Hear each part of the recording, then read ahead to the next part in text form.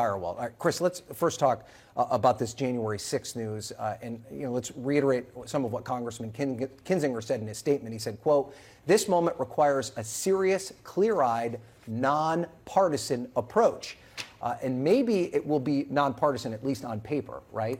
But what are rank-and-file Republicans going to say about the makeup of this committee, with or without Kinzinger and Cheney on it? Well, I can't help but think back to the week before Memorial Day, when Senate Republicans succeeded in blocking the original idea, which was based on the 9/11 Commission, a bipartisan, independent commission that would do this work. And Republicans said, we're going to block it because the Democrats are going to use it to hurt us politically, and we'll just have to drag it into 2022. We don't want that, so we're going to shut it down here.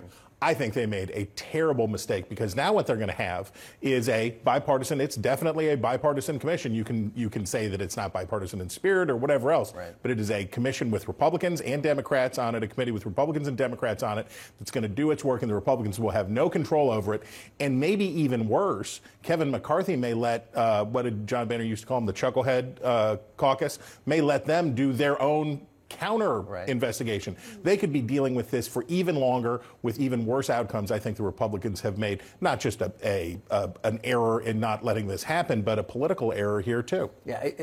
We always forget that independent commission had a deadline. They had to be done by the end of the year. There's no deadline. It could easily go in to November of 2020. So, Alice, let's talk about Cheney and Kinzinger. One might argue that they've already done so much damage within the base of the party that something like this doesn't matter. But is there still some political risk for them? Both are still flirting with the idea of running for re-election. Are they going to be in big trouble with Trump-based voters, which probably make up a huge part of their primary electorate? They will be in trouble with their colleagues in the House and certainly in the Senate. They are not happy with the fact that they have been so vocal in their opposition to what Trump has been putting forth.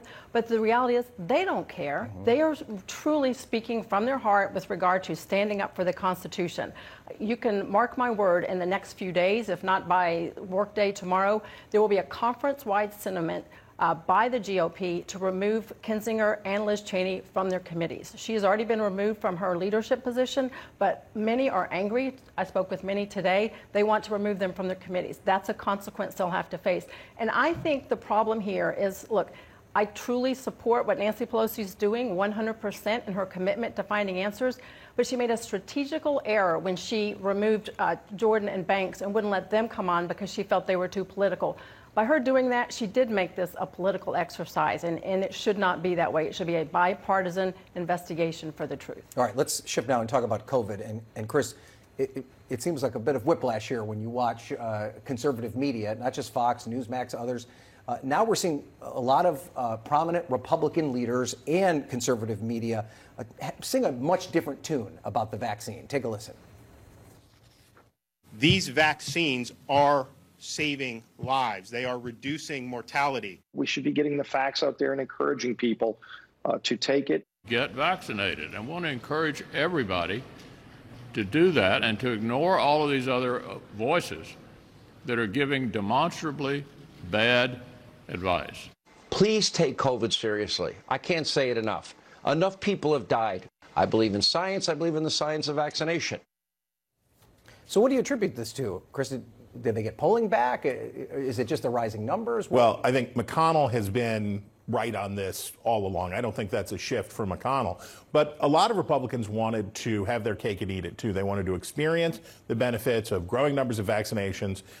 Folks like DeSantis, other red state governors that were benefiting from the fact that the vaccination regime was working, and it was working for them in their states.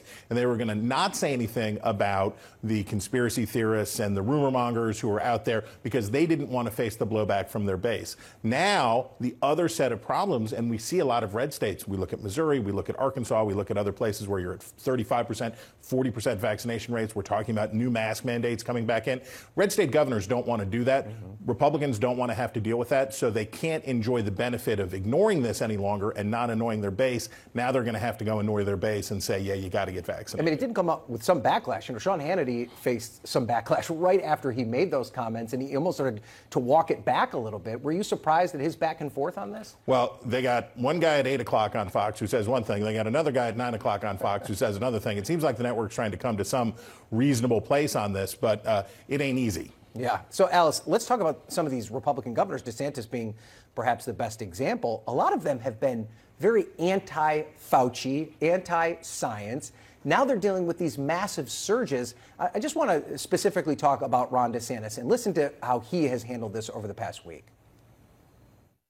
We have a summer season here, just like last year. It started a little later this year. So you're going to have higher prevalence for the rest of July, probably into August. And then it goes back. And these vaccines make it so that your chance of survival is pretty doggone close to 100%. Seems to be all over the place there. If you were advising him, is this the message that you'd want him out there making? No, mixed messages are misleading, and that's unfortunately how we got to this situation here in the first place. Look, I've been a strong advocate for vaccines from the very beginning. I think they're very important. In terms of communications, I'm glad that many in the GOP are coming around. I'm glad that other news outlets are getting on the right page. Here's where I think we missed a huge opportunity to really communicate.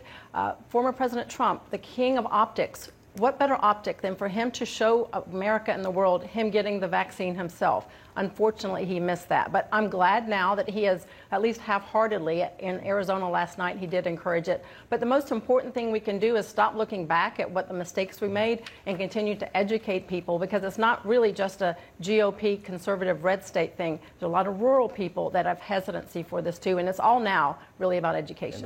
And the former president could take credit for it to a certain extent, Right. which is kind of baffling that he doesn't. Chris, just quickly, our numbers expert, Harry Enton, he analyzed recent polling that showed Fox News viewers are less likely to get vaccinated than CNN or MSNBC viewers by a 20-point margin. Pretty shocking. I mean, what do you make of that? I admire the great Harry Enton, who was my guest this week at my new employers at the Dispatch. Everyone should subscribe right away. But Harry's right, but there are other overlay factors here. The groups that are the least likely to get vaccinated are those with low income and low levels of education. That has a big red state overlay because, as Alice was talking about, you're talking about a lot of poorer folks, you're talking a lot of rural voters. So there are more factors at work here. A little more nuanced than just that simple. All right, Chris Stalwart, Alice Stewart, thank you guys so much for being here. And a quick note about the January 6th committee. Wolf Blitzer will have special live coverage of Tuesday's hearing beginning at 9 a.m. right here on